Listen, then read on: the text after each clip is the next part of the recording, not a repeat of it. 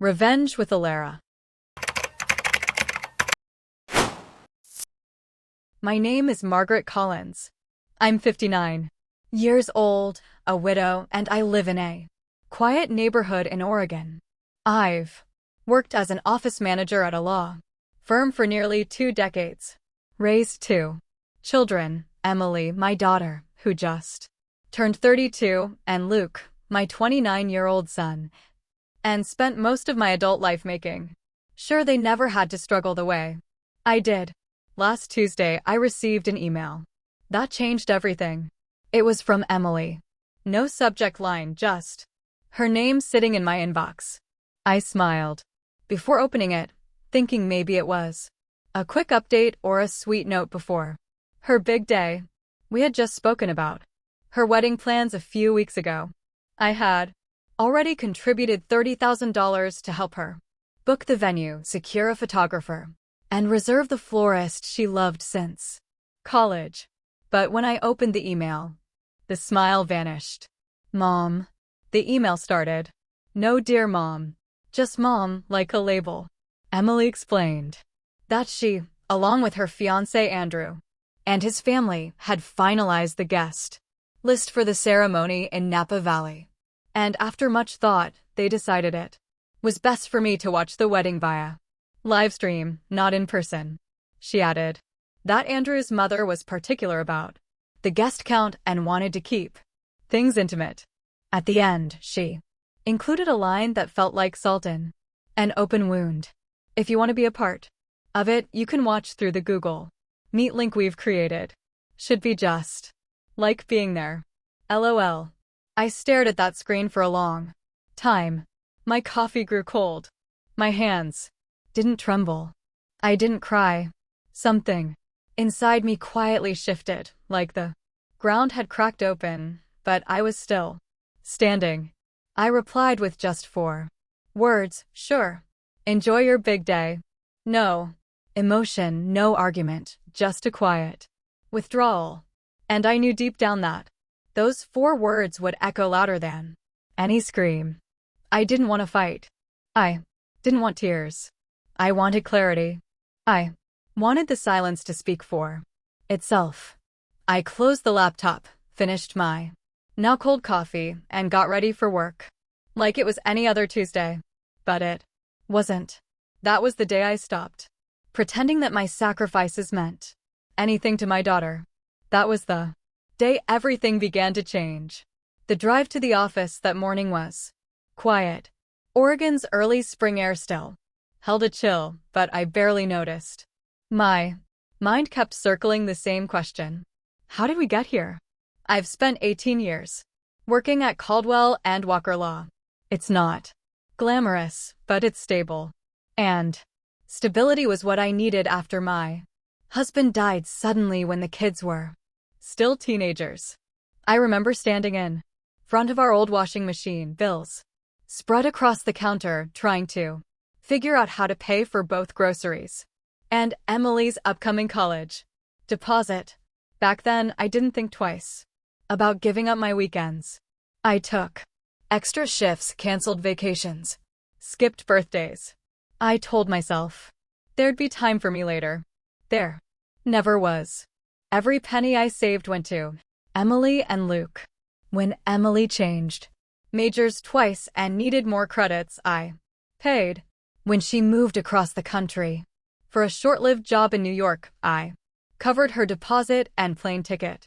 When she cried through her second breakup at 27, I flew out, held her hand, and made her tea in a kitchen that didn't feel like home. When Luke wanted to buy a house with his fiancée, I co-signed the mortgage and wrote the first $10,000 check without hesitation. I never kept score. That's what mothers do, right? But that email made me feel like a transaction, like I had been useful and now I wasn't. Like I had a shelf life and it had expired. Back at the office, my boss, Robert, stopped by my desk. He's one of those rare men who remembers birthdays and how you take your coffee. He noticed something was off right away. You look like you've seen a ghost, he said. setting a latte from the cafe downstairs. On my desk. I wanted to tell him. I wanted to say my daughter just disinvited me from her wedding, but instead I smiled and said I hadn't slept. Well, he didn't push. That small act of kindness, the coffee, the silence, nearly undid me. After all the noise in my head, that morning it reminded me that I still existed, that I still mattered, even if only quietly. Around lunchtime, my phone buzzed. Emily again. Her name lit up my screen like a spotlight I didn't want. Voicemails, texts, Mom. Please answer. We need to talk. This isn't funny. I didn't listen to any of them. Not yet. I just sat there sipping my latte and thought, maybe it's time to stop being the one who always answers. Maybe it's time to stop playing a role in someone else's story when they won't let you on the stage. That afternoon, I made a decision that would shift the ground beneath all of us. I wasn't going to scream. I wasn't going to beg. I was going to do something far more powerful. I was going to act. After work, I didn't go straight home. I drove to First Federal Bank, a few blocks down from the office. Carlos, the branch manager, had helped me with everything, from setting up college funds to adjusting retirement contributions. He always greeted me by name, Mrs. Collins. He smiled, standing to shake my hand. What can I do for you today? I sat down across from him and placed my purse on the floor. My voice was calm, almost too calm. I need to cancel a wire transfer, I said. He blinked. The one to the Napa venue? Yes, that one. Carlos hesitated. There may be a cancellation fee depending on timing. But may I ask why? The circumstances have changed, I replied without elaborating. He looked something up on his screen. You're in luck. It hasn't processed yet. Just in time. He paused, then looked up at me. Are you sure, Mrs. Collins? $50,000 is a significant amount. I nodded. I'm sure. $50,000. That was the amount I had planned to send next, on top of the $30,000 already gone. $80,000 total for a wedding I wasn't allowed to attend. I signed the necessary forms and left the bank without a second thought. By the time I got home, there were 9 missed calls from Emily, 2 from Luke. 1 voicemail simply said, Mom, please, don't do this. I turned off my phone. In the kitchen, I reached for the bottle of red wine I'd been saving for Thanksgiving. I hadn't opened it back then. Emily was supposed to visit, but she canceled last minute. Work, she said. I poured a glass, took it out to the porch, and sat in the fading sunlight. Birds chirped in the trees. A neighbor's dog barked. Everything felt still. And then the memories started coming in waves. All the birthdays I planned alone. All the holiday dinners where I pretended I wasn't waiting for a call that never came. All the small sacrifices that nobody noticed. The new shoes I didn't buy. The car I drove for 14 years. The vacations I postponed. I thought about Andrew's mother, the woman who barely knew Emily. Yet her opinion carried more weight than mine, the woman whose idea of family meant excluding the one person who had carried Emily through every hard season of her life. I thought about the way Emily signed off her email with LOL, as if watching your own daughter's wedding through a screen was a joke. And finally, I thought about myself not as a mother, not as a widow, but as a woman. What did I want? Peace, dignity, a life that didn't revolve around being useful to people who only showed up when they needed something. That night, around 9 p.m., the doorbell rang. I thought about ignoring it, but curiosity got the better of me. It was Luke, still in his office clothes, tie loosened sleeves rolled up. He looked uncomfortable, holding his phone in one hand like a Shield. Mom, he said, stepping inside. Before I could speak. Why aren't you answering your phone? Emily's freaking out. I shut the door calmly. Hello too. You too. He sighed, already pacing. She says you're not coming to the wedding. Now that you're being difficult. I laughed. Difficult? For not attending a wedding I was uninvited from. He shifted uncomfortably. Andrew's parents are footing most of the bill, Mom. You know how traditional they are. I raised an eyebrow. Traditional? I already paid $30,000. I was about to give $50,000. More. That's not tradition. That's a bill. He froze. Wait, you were sending another 50? Was, I said, sipping my wine. But not anymore. Luke's face went pale. Mom, they're counting on that. The venue, the food. Not my problem. Anymore, I said evenly. His voice rose. Of course it's your problem. She's your daughter. And I'm her mother, I said. Quietly. A mother who was told to stay home and watch from a screen. He ran. His hands through his hair, visibly agitated. You always make everything about yourself. And that was it. That was the moment something inside me finally gave way. Get out of my house. What? You heard me, Luke. Get out. Mom. No, I said, firm but soft.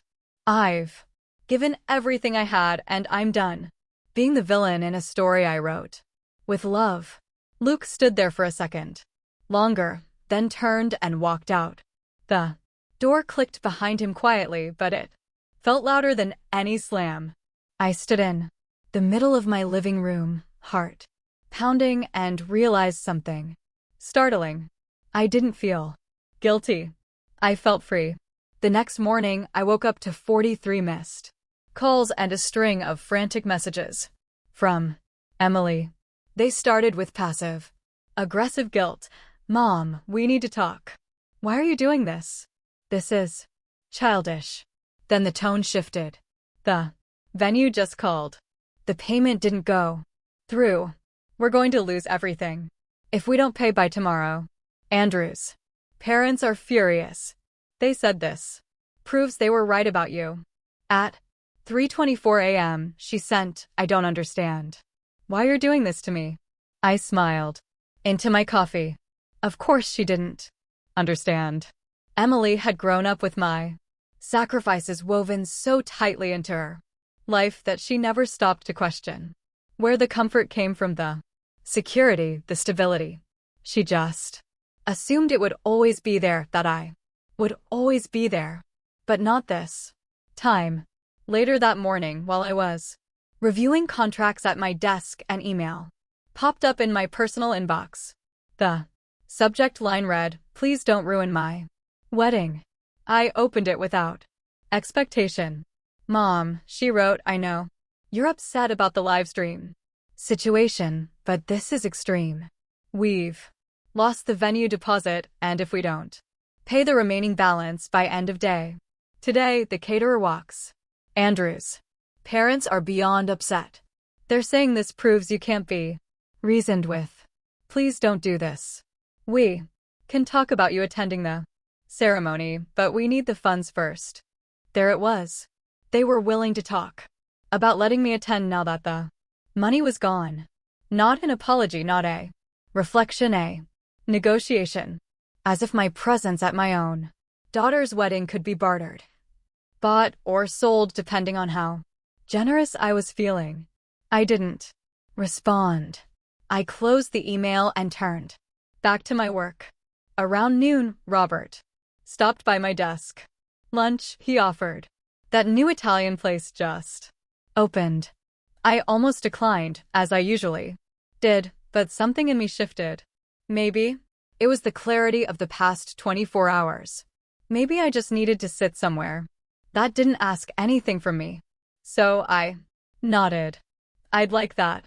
Over pasta, he told me about his grandkids and how exhausting but beautiful it was to chase after them. His eyes were soft, real. He paused and said gently, "Forgive me, Margaret, but you seem lighter today." I surprised myself. I told him everything. About Emily, the email, the wedding, the money, and what I did. When I finished, he didn't judge. He didn't try to fix anything. He just said, "Sometimes the hardest part of love is setting boundaries, especially with the people we've given the most to." He reached across the table and briefly squeezed my hand. "I think you did the right thing." For the first time in a long time, I believe that too. When I returned to my desk, there were more calls, more texts, but I didn't answer. I didn't need to, because for the first time my silence spoke volumes. That evening, as I pulled into my driveway, the sky was already dimming. The porch light clicked on automatically. Everything looked still, peaceful even. But there was someone sitting on my front steps. As I got closer, I recognized her, Sophia. She stood up quickly, brushing invisible lint from her coat. Sophia had been Emily's best friend since 5th grade. She spent countless weekends at our house baking cookies, watching movies, giggling in sleeping bags until dawn. I hadn't seen her in years. "Mrs. Collins," she said softly. "I'm sorry to drop by like this."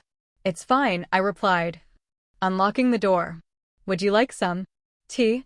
She followed me into the kitchen, her eyes scanning the familiar walls, like they held old echoes.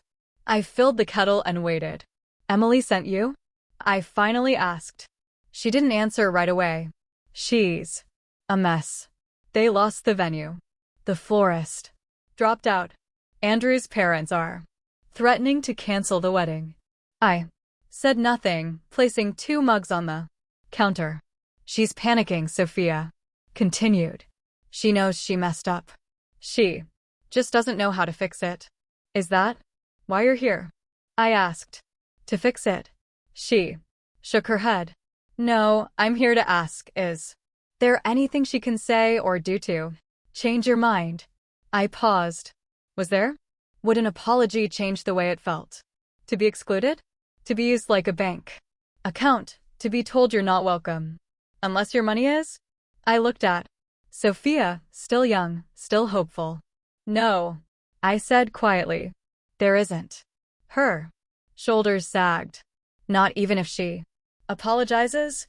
I handed her a mug of tea. "Words are easy, Sophia, especially when people are desperate. But the people who love you, they don't wait until you cut them off to see you." Sophia looked down into her tea, nodding slowly. "I get it," she said. "Even if she doesn't." "I'm sorry, Mrs. Collins. You don't need to be," I replied. We stood in silence for a moment, 2 women from different generations, connected by one hard truth. Sometimes love has limits. Sometimes the only way to be seen is to walk away. Sophia didn't stay long. She didn't try to argue. She just thanked me, hugged me gently, and walked back into the night. And I finally closed the door on a version of myself I had long outgrown. The wedding never happened, not as they planned anyway. They scrambled to find another venue. But everything was either booked or far too expensive without the money I had once promised. According to Luke, they ended up doing a small backyard ceremony. Weeks later, just a few relatives and Andrew's parents. I wasn't invited, and this time I didn't need to be. In the weeks that followed, Emily sent one more email, a long one, emotional, half apology, half justification. I read it once, then archived it. I wasn't angry anymore, just done. There's a strange peace that comes with letting go, not in rage, but in clarity. For the first time in decades, I woke up not wondering who needed something from me, not bracing for another guilt trip disguised as love. I made a new rule for myself: if my presence is negotiable, then so is my effort. I go to work. I read novels. I joined a pottery class. I Have dinner with friends who see me not what I can give them. And I've learned something I wish I'd known sooner. You don't have to burn yourself to keep others warm. If this story resonated with you, share it, comment below, and don't forget to like and subscribe. Sometimes the strongest kind of love is the one you finally give to yourself.